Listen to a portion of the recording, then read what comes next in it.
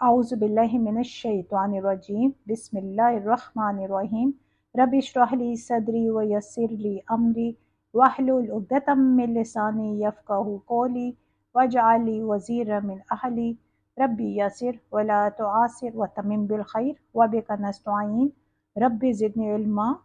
अस्सलामु अलैकुम व रहमतुल्लाहि व बरकातुहू। अल्हम्दुलिल्लाह सुम्मा अल्हम्दुलिल्लाह। हम कुरान पाक के सूरह बकरा की आयत नंबर 103 कंप्लीट कर चुके हैं। अल्लाह से दुआ है कि ये जो हमारा सफ़र है ये बहुत आसान रहा हो सबके लिए और सबको बहुत आसानी से समझ आ गया हो। इंशाल्लाह आज हम आयत नंबर 104 ऑनवर्ड स्टार्ट करेंगे। बिस्मिल्लाहिर्रहमानिर्रहीम। ए लोगो जो सब ईमान लाए हो, मत तुम सब कहो हमारी रियायत कीजिए, और तुम सब कहो हमें देखिए, और तुम सब सुनो, और काफरों के लिए अजाब है दर्दनाक। देखिए, इससे पहले मुनाफिकीन बनी इसराइल का जिक्र हुआ था जिनका कौल था समैना व सईना। अब यहाँ उन मुनाफिकीन का तर्ज अमल अल्लाह ताला बयान कर रहा है जो मुसलमानों में शामिल तो हो गए थे लेकिन वो यहूदियों के ज़ेरे असर थे, और यहूदी और उनके ज़ेरे असर जितने भी मुनाफिकीन थे उनकी एक रूटीन थी कि वो जब भी रसूल अल्लाह सल्लल्लाहु अलैहि वसल्लम की महफिल में बैठते थे तो अगर उनको कोई बात समझ नहीं आती थी या सुनाई नहीं देती थी तो वो कहते थे राइना,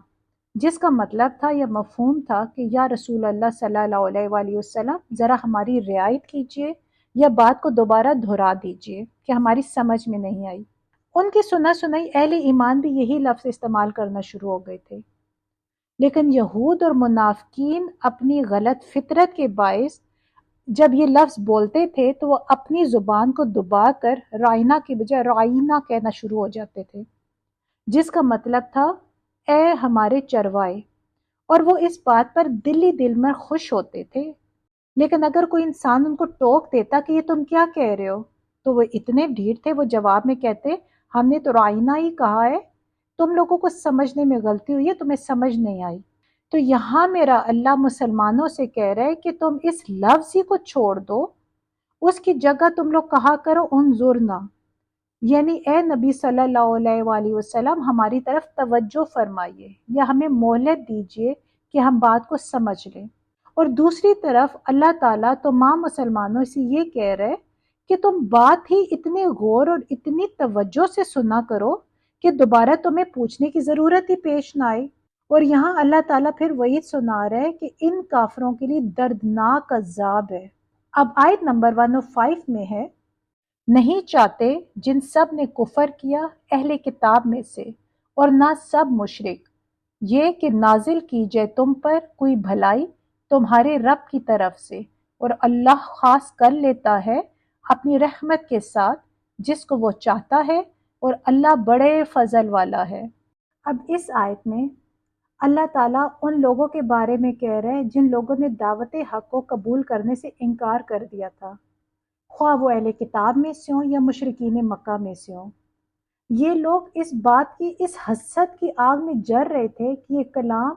आप सल्लल्लाहु अलैहि वसल्लम पर क्यों नाज़िल हो गए और मोहम्मद सल्लल्लाहु अलैहि वसल्लम कैसे आखिरी नबी बन गए। वो नहीं चाहते थे कि अल्लाह की तरफ से कोई भी खैर की खबर, खैर जो है वो आप सल्लल्लाहु अलैहि वसल्लम का या मुसलमानों तक पहुंचे। तो यहाँ अल्लाह ताला ने कह रहे कि इनकी बस की बात तो नहीं है। अल्लाह तो जिसे चाहता है अपनी रहमत जो है वो निछावर करता है। ये सब इख्तियार तो मेरे अल्लाह के हाथ में, सब फैसले अल्लाह के हाथ में। ये लोग तो बेबस है, ये जितनी भी कोशिश कर ले, ये हसद की आग में ऐसे जल रहे कि इन्हें समझ नहीं आ रहा कि ये क्या कर ले, लेकिन ये बेबस है, ये कर कुछ भी नहीं सकते सवाए अपनी आखिरत खराब करने के और अपना टाइम ज़ाया करने की, कुछ भी नहीं कर सकते। अल्लाह बड़े फजल वाला है। अब आयत 106 में है, जो हम मनसूख कर देते हैं कोई आयत या हम भुला देते हैं उसे, तो उसकी जगह हम ले आते हैं बेहतर इससे या उस जैसी, क्या नहीं जानता तू? बेशक अल्लाह हर चीज पर कादिर है। अब यहाँ पे उस शुबे का जवाब दिया जा रहा है जो यहूदी मुसलमानों के दिलों में डालने की कोशिश करते थे। वो कहते थे कि अगर पिछली किताबें भी अल्लाह की तरफ से आई हैं तो ये कुरान भी खुदा की तरफ से है। تو ان میں سے بعض احکام کی جگہ اس میں دوسرے احکام کیوں دے دیے گئے ہیں؟ اب ایک ہی اللہ کی طرف سے مختلف وقتوں میں مختلف احکامات کیسے آ سکتے ہیں؟ پھر تمہارا قرآن تو یہ دعویٰ کرتا ہے کہ یہودی اور عیسائی اس تعلیم کے ایک حصے کو بھول گئے جو انہیں دے دی گئی تھی۔ آخر یہ کیسے ہو سکتا ہے کہ اللہ کی دی ہوئی تعلیم ہو اور وہ حافظوں سے ایک دم یعنی محو ہو جائے، غائب ہو جائے؟ یہ ساری باتیں وہ کسی تحقیق کی خاطر نہیں کرتے تھے، بلکہ ان کا مقصد یہ ہوتا تھا کہ مسلمانوں کے دلوں میں قرآن پاک کی طرف سے کوئی شک ہو جائے۔ تو اس کے جواب میں اللہ فرماتا ہے کہ میں مالک ہوں، میرے ہی اختیارات میں سب کچھ ہے، میرے اختیارات غیر محدود ہیں۔ اپنے جس حکم کو بھی میں چاہوں میں منسوخ کر دوں اور جس کو چاہوں میں حافظوں سے محو کر دوں، مگر جس چیز کو میں منسوخ کرتا ہوں یا محو کر دیتا ہوں میں اس سے بہتر چیز اس کی جگہ پر لاتا ہوں۔ اصل میں دیکھیں، آپ سب کو معلوم ہے کہ اللہ کا دین آدم علیہ السلام سے لے کر قیامت تک ایک ہی ہے اور ایک ہی رہے گا۔ نوح علیہ السلام کا دین دیکھ لیں، موسیٰ علیہ السلام کا دین دیکھ لیں، عیسیٰ علیہ السلام کا دین دیکھ لیں، محمد صلی اللہ علیہ وآلہ وسلم کا دین دیکھ لیں، یہ سب ایک ہی ہے۔ شریعتوں میں فرق رہا ہے اور اس کی بھی وجہ تھی، اور وجہ کیا تھی کہ ظاہر نوع انسانی مختلف اعتبارات سے آپ دیکھا جائے نا تو وہ مختلف مراحل سے گزر رہی تھی نا، یعنی انسان کی ذہنی اور اس کی شعور کی پختگی جو ہے وہ سوشل ایوولوشن جو ہے یہ مسلسل جاری رہا ہے۔ وقت کے ساتھ ساتھ انسان میں بہت چینجز آتی رہی ہیں، سوچ میں، اٹھنے بیٹھنے میں، زندگی گزارنے کے طریقے میں، ہر چیز میں چینجز آتی رہی اور یہ سلسلہ جو ہے یہ مسلسل جاری رہا تھا۔ دیکھیے پھر اسی وقت کے لحاظ سے پھر جس مرحلے میں وہ ہوتی تھی، تمام انسان ہوتے تھے، نوع انسانی جس اعتبار سے ظاہرہ ان کا وہ سارا سلسلہ چل رہا تھا، پھر اسی مرحلے میں جو رسول آتے تھے اسی کے مناسبت سے پھر ان کو تعلیم دی جاتی تھی، اور انہی کی تعلیمات میں سے کچھ حصے ایسے ہوتے تھے جو ابدی تھے اور کچھ ایسے ہوتے تھے جو اس زمانے کے مناسبت سے اسی وقت کے لیے ہوتے تھے، پھر بعد میں وہ منسوخ ہو جاتے تھے۔ چنانچہ جب اگلا رسول آتا تھا تو ان میں سے کچھ چیزوں میں ظاہر کچھ نہ کچھ رد و بدل ہو جاتا تھا، کچھ چیزیں نہیں آ جاتی تھی اور کچھ پرانے احکامات ایسے ہوتے تھے جو ساقط ہو جاتے تھے۔ یہ معاملہ نسخ کہلاتا ہے۔ یا تو اللہ تعالیٰ کسی حکم کو منسوخ فرما دیتے تھے یا اس کی جگہ کو نیا حکم لے آتے تھے۔ اگر یہ دین وہی ہے جو موسیٰ علیہ السلام کا تھا تو پھر شریعت پوری وہی ہونی چاہیے۔ یہاں اس اعتراض کے جواب میں کہا جا رہا ہے، اب دیکھیں ناسخ اور منسوخ کا مسئلہ قرآن میں بھی ہے، قرآن میں بھی وقت کے ساتھ ساتھ ظاہر شریعت کی تکمیل ہوئی ہے۔ اب شریعت کی دیکھیں جو ابتدائی ہم اگر غور کریں جو بلو پرنٹ تھا وہ سورہ بقرہ میں ہمیں مل جاتا ہے، لیکن جو شریعت جب آپ سمجھے کہ کمپلیٹ ہوئی ہے وہ سورہ مائدہ میں ہوئی ہے۔ یہ تقریباً 5-6 سال کا عرصہ ہے، اس میں کچھ احکامات دیے گئے، پھر ان میں کچھ رد و بدل وقت کے ساتھ ساتھ ہوا، اس وقت کے مطابق، ماحول کے مطابق وہ کیا سچویشن تھی، کیا حالات تھے، کیسا لوگوں کا رہن سہن تھا، پھر اس کے ساتھ ساتھ رد و بدل ہوتا رہا۔ پھر سورہ مائدہ میں آیت آئی کہ آج میں نے تمہارے دین کو تمہارے لیے مکمل کر دیا ہے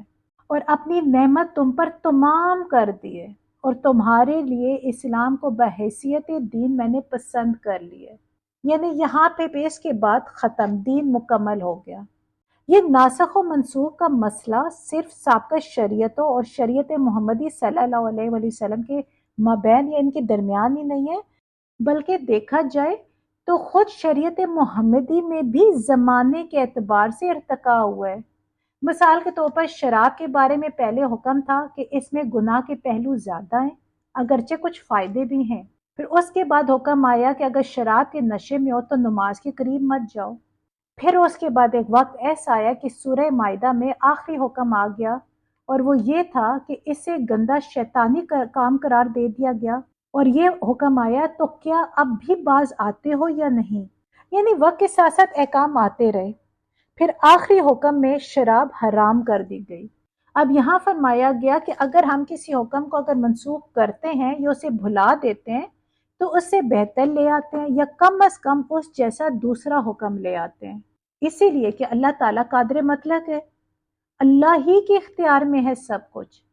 یہ دین اسی کا ہے، وہ جس طرح چاہے اسے تبدیلی کر سکتا ہے، اور وہ جو تبدیلی کرتا ہے وہ انسان کے لیے بہت بہتر ہوتی ہے۔ آیت نمبر 107 میں ہے، کیا نہیں تو جانتا کہ بے شک اللہ اس کے لیے ہے بادشاہت آسمانوں اور زمین کی، اور نہیں تمہارے لیے اللہ کے سوا کوئی دوست اور نہ کوئی مددگار۔ اب یہاں دیکھیں اللہ تعالیٰ کیا کہہ رہے کہ تمام بادشاہی آسمانوں کی اور زمین کی صرف اللہ ہی کے لیے ہے، اور اللہ کے سوا کوئی کسی کا مددگار نہیں ہو سکتا۔ اب دیکھیں اللہ وسیلے ضرور بنا دیتا ہے دنیا میں انسانوں کے لیے، جیسے بچے ہوتے ہیں ان کے لیے وسیلہ ان کے ماں باپ بہن بھائی بن جاتے ہیں، رشتہ دار بن جاتے ہیں، دنیا میں اللہ وسیلہ ضرور بنا دیتا ہے کسی کو نہ کسی کے لیے، لیکن اصل مددگار تو اللہ ہی ہوتا ہے۔ وسیلے اوپر بنانے والا کون ہوتا ہے؟ ہمارا اللہ، ہمارا رب۔ ہمارا رب چاہتا ہے تو کوئی دنیا میں ہمارے لیے وسیلہ بنتا ہے اور ہمارے کام آتا ہے۔ اگر اللہ کو حکم نہ ہو تو کوئی کسی کے لیے کچھ نہ کرے، لیکن اللہ غفور رحیم ہے، اللہ تعالیٰ کسی کو اکیلا نہیں چھوڑتا۔ اللہ تو انہیں اکیلا نہیں چھوڑتا جو اللہ تعالیٰ اور اللہ کے رسول کی نافرمانیاں کرتے رہے ہیں، تو اللہ اپنے مومن کو کیسے اکیلا چھوڑ دیتا ہے؟ اللہ تو ہر وقت مدد کے لیے تیار ہے، کوئی اللہ سے مدد لینے والا تو بنے، کوئی اللہ پر ایمان لا کر اللہ ہی پر عقیدہ رکھ کر کوشش تو کرے۔ ہمارا تو یہاں یہ ہوتا ہے کہ دعا اللہ سے کر رہے ہوتے ہیں لیکن اندر ہمارا شک ہوتا ہے، اور ہم ڈھونڈ بندوں کو رہے ہوتے ہیں کہ کون ہے جو میری مدد کر سکتا ہے۔ اب اس بندے کے دل میں بھی رحم ڈالنے والا تو اللہ ہی ہے نا، تو اسی لیے بجائے ہم ادھر ادھر سہارا ڈھونڈنے کے ڈائریکٹ اپنے اللہ سے مانگے نا، اور اللہ پہ بھروسہ کریں، اللہ وسیلہ بنائے گا، وہ کسی نہ کسی کے دل میں وہ مدد کا جذبہ ڈالے گا۔ اگر اللہ نہ چاہے تو کوئی کچھ بھی نہیں کر سکتا۔ اب آیت نمبر 108 میں ہے، کیا تم سب چاہتے ہو یہ کہ تم سوال کرو اپنے رسول سے جیسا کہ سوال کیے گئے موسیٰ علیہ السلام سے اس سے قبل، اور جو بدل لے کفر کو ایمان کے بدلے تو تحقیق وہ بھٹک گیا سیدھے راستے سے۔ یہودی طرح طرح کے اصل میں سوالات مسلمانوں کے سامنے پیش کرتے تھے، اور وہ انہیں اکساتے رہتے تھے کہ نبی اکرم صلی اللہ علیہ وآلہ وسلم سے یہ پوچھو، ایسے پوچھو، یہ کرو، اس طرح کرو۔ تو اس پر اللہ تعالیٰ مسلمانوں کو منع فرما رہے کہ تم اس معاملے میں یہودیوں کی روش اختیار مت کرو۔ ایون محمد صلی اللہ علیہ وآلہ وسلم خود بھی مسلمانوں کو بار بار منع فرماتے تھے کہ اس طرح بال کی کھال مت نکالو، جیسے پچھلی امتیں ایسی حرکتوں سے تباہ ہو چکی ہیں، تم اس سے پرہیز کرو۔ جن سوالات کو اللہ اور اللہ کے رسول نے نہیں چھیڑا ان کی کھوج میں مت لگے رہو۔ دیکھیں بنی اسرائیل کی بھی تو یہی عادت تھی نا، وہ یاد ہوگا ہم نے پیچھے پڑھا ہے گائے کا واقعہ، اللہ نے حکم دیا تھا ایک گائے کو ذبح کرو، انہوں نے کتنی بال کی کھال اتاری، کیسی گائے ہو، کیسا رنگ ہو، عمر کیا ہو، دان کیسے ہو۔ پھر جب کوئی طور میں جانے کی بات آئی تو انہوں نے کیا کہا بنی اسرائیل میں ہم تب تک نہیں مانیں گے کہ یہ شریعت اللہ کی طرف سے جب تک ہم اللہ تعالیٰ کی بات نہ سن لیں۔ جب وہ اوپر گئے حضرت موسیٰ علیہ السلام کے ساتھ، انہوں نے جب اللہ تعالیٰ کی آواز سنی تو انہوں نے ایک نئی ضد لگا دی کہ ہم جب تک اللہ کو اپنی نظروں سے دیکھیں گے نہیں، ہم یقین ہی نہیں کریں گے، یہ تو پیچھے چھپ کر کوئی بھی بول رہا ہوگا۔ یعنی یہ ان کی روش تھی۔ تو یہاں اللہ تعالیٰ مسلمانوں کو سمجھا رہے اور انہیں منع کرے، تنبیہ کر رہے کہ تم لوگ پرانی امتوں کی طرح ان کی روش اختیار مت کرو، بلکہ تم صرف اور صرف اپنے کام کی باتوں پر توجہ دو، ورنہ ایمان کے بدلے جو کفر لے لے گا تو وہ سمجھو کہ اپنی سیدھی راستے سے وہ بھٹک گیا ہے۔ اب منافقین اہل ایمان کی صفوں میں ہر وقت شامل رہتے تھے اور وہی ایسی حرکتیں کرتے تھے، اس لیے فرمایا گیا کہ جو کوئی ایمان کو ہاتھ سے دے کر کفر کو اختیار کر لے، کفر و کفار کا طریقہ اختیار کر لے، تو اپنے سیدھے راستے سے بھٹک گیا ہے۔ آیت نمبر 109 میں ہے، چاہتے ہیں بہت سے اہل کتاب کاش وہ سب لوٹا دے تمہیں تمہارے ایمان لانے کے بعد کفر کی حالت میں، حسد کی وجہ سے ان کے دلوں کی طرف سے، اس کے بعد کہ واضح ہو ان پر حق، پس تم سب معاف کر دو اور تم سب درگزر کر دو یہاں تک کہ لائے اللہ اپنے حکم کو، بے شک اللہ ہر چیز پر قادر ہے۔ اب یہاں پہ اللہ تعالیٰ مسلمانوں کو بتا رہے کہ اہل کتاب میں سے بہت سے لوگ ایسے ہیں جو چاہتے ہیں کہ تم واپس کافر بن جاؤ، یعنی تم ایمان نہ لے کر آؤ، یہ وہ ایک مثال ہے نا کہ جیسے کسی بلی کی دم کٹ جائے تو وہ تو یہی چاہیے کہ ساری بلیوں کی دم کٹ جائے تاکہ وہ علیحدہ سے بالکل نمایاں نظر نہ آئے۔ چنانچہ جتنے بھی اہل کتاب تھے وہ یہ چاہتے تھے کہ اہل ایمان بھی واپس کفر میں آ جائیں۔ اس کی وجہ کیا تھی؟ اس کی وجہ صرف اور صرف ان کی دلی حسد تھا۔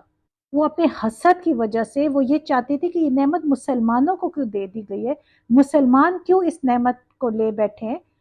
یعنی ایون ان کے پر یہ حق واضح ہو چکا تھا کہ قرآن پاک ہی حق سچ کتاب ہے، محمد رسول اللہ صلی اللہ علیہ وآلہ وسلم حق سچ نبی ہیں، انہیں سب کچھ حق واضح ہو چکا تھا، لیکن اس کے باوجود اپنے اس حسد کی دلدل میں وہ دھنستے چلے جا رہے تھے، اور وہ یہ چاہ رہے تھے کہ ہم تو ڈگمگا گئے، ہماری تو آخرت خراب ہو گئی، تو یہ مسلمان کیوں فائدہ اٹھا رہے ہیں، مسلمان بھی واپس ہماری راستے پہ آ جائے اور کفر اختیار کر لیں۔ تو یہاں اللہ تعالیٰ انہیں کہہ رہے کہ تم ایسے مت کرنا، تم ہوشیار رہنا ان لوگوں سے، ایون تم ایسے کرو، انہیں فی الحال معاف کرتے رہو، انہیں نظر انداز کرتے رہو۔ اب دیکھیں یہاں پہ یہ بہت اہم مقام ہے، یہاں اللہ تعالیٰ مسلمانوں کو یہ باور کرا رہا ہے کیونکہ اس ٹائم مدنی دور کا آغاز ہو رہا تھا اور ظاہر ہے پہلی بہت مشکلات تھیں، تو یہاں پہ اللہ تعالیٰ انہیں کہہ رہے کہ ابھی تم صبر سے کام لو، ابھی تم اور آلریڈی بہت سے محاذ ہیں، جیسے کفار مکہ کے خلاف ان کا ایک محاذ ان کا ظاہر آلریڈی چل رہا تھا، اور وہی سب سے بڑھ کر تم پر حملے کریں گے اور ان سے تمہاری جنگیں بھی ہوں گی، لیکن یہ جو آستین کے سانپ ہے یعنی یہودی فی الحال انہیں مت چھیڑو، ان کو فی الحال اگنور کرو، ان کی باتیں ایک کان سے سن کر دوسرے سے نکال دو کہ پہلے ہم کفار مکہ سے فارغ ہو جائیں، پھر اس کے بعد جب اللہ تعالیٰ اپنا فیصلہ سنائے گا، یعنی ایک ایسا وقت آئے گا جب مسلمانوں کو ان پر غلبہ حاصل ہوگا، لیکن وہ کب؟ جب وہ باہر کے دشمنوں سے نپٹ لیں گے، تو پھر اللہ تعالیٰ انہیں کہہ رہے کہ پھر تم تب جا کے تو ان اندرونی دشمنوں کے خلاف بھی تم جنگ لڑو گے، تمہیں قتال کا حکم دیا جائے گا، پھر تمہیں آزادی دی جائے گی۔ اللہ بے شک ہر چیز پر قادر ہے۔ اب آیت نمبر 1 اور 10 میں ہے، اور تم سب قائم کرو نماز، اور تم سب ادا کرو زکوٰۃ، اور جو تم سب آگے بھیجو گے اپنی جانوں کے لیے بھلائی سے تم سب پاؤ گے اس سے اللہ کے پاس، بے شک اللہ اس کو جو تم سب عمل کرتے ہو دیکھ رہا ہے۔ اب دیکھیں یہاں پہ میرا رب کیا کہہ رہا ہے، یہاں اللہ کہہ رہا ہے مسلمانوں کو کہ تم اپنا وقت زیادہ سے زیادہ میری عبادت پہ گزارو، تم نماز قائم رکھو، تم زکوٰۃ دیتے رہو، اگر تم قابل استطاعت ہو تو تم زکوٰۃ دیتے رہو، ایون تم جو بھی بھلائی اپنے لیے کرو گے وہ بھلائی تم اللہ کے ہاں پاؤ گے، یعنی جو مال بھی تم اللہ کی راہ میں خرچ کرو گے تم یہ سمجھو کہ وہ اللہ کے بینک میں ڈپازٹ ہو جاتا ہے اور مسلسل بڑھتا رہتا ہے، لہٰذا تمہیں اس کے بارے میں فکر کرنے کی ضرورت نہیں ہے، اور جو کچھ بھی تم کر رہے ہو اللہ اس سے خوب دیکھ رہا ہے۔ یہاں اللہ تعالیٰ مسلمانوں کو ترغیب دلا رہا ہے کہ جو بھی ٹائم تمہارے پاس ہے نماز تم وقت پہ قائم کرو، اگر تم قابل استطاعت ہو تو تم زکوٰۃ دو، دوسروں کی مدد تم ضرور کرو، کیونکہ جب تم دوسروں کی مدد کر رہے ہوگے تو اس کا صلہ تمہیں آخرت میں ضرور ملے گا، بجائے اس کے کہ تم ادھر ادھر اپنا ٹائم ضائع کرو، لوگوں کی باتوں پہ آؤ، منافقین اور یہودیوں کی باتوں پہ آؤ اور اپنی ساری انرجی ویسٹ کرتے رہو، تم صرف عبادت پہ اپنا ٹائم گزارو تاکہ تمہارا ایمان اور مضبوط ہو جائے۔ اللہ سے دعا ہے یہ جو چھوٹی سی کوشش ہے دین کے راستے میں، اللہ اس کو اپنی بارگاہ میں قبول فرمائے اور میرے لیے اور آپ سب کے لیے، اسپیشلی ہمارے والدین کے لیے اسے صدقہ جاریہ بنائے، آمین۔ اگر اللہ سے دعا ہے کہ میرے بولنے میں یا آپ لوگوں کو سمجھنے میں یا میرے سمجھنے میں کوئی غلطی ہو گئی ہے تو اللہ تعالیٰ میں معاف فرمائے اور ہمارے علم میں اضافہ فرمائے، آمین۔ السلام علیکم ورحمۃ اللہ وبرکاتہ۔